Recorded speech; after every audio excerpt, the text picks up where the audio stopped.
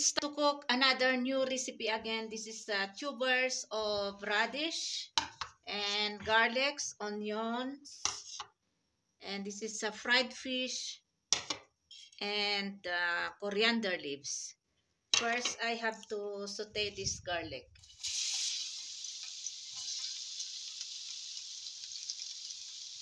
Radish tubers, you can eat also fresh, raw, or you can cook also. So, you wait for my recipe for this radish tubers.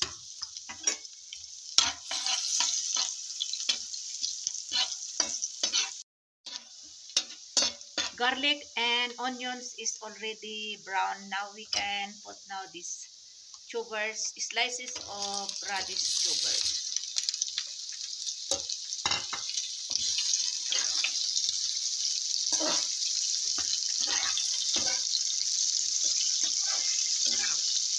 And then cook this one till become soft. So I have to cover this one. Ayan, check natin.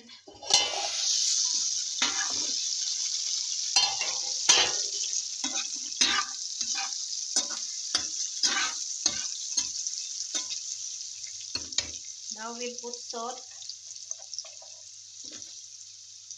little salt, and then soy sauce. Walang magic sarap.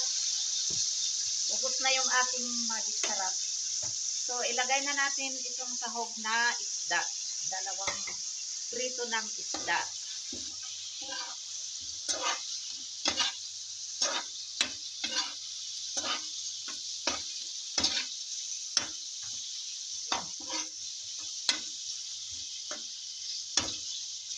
And then, we will put now this topping, coriander leaves.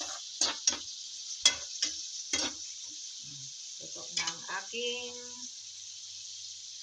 side dish na radish tubers.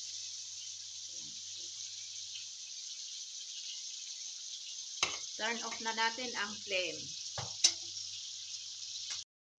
Kain tayo ng dinner. Ito na yung ginisang radish tubers na may sahog na prito ng isda.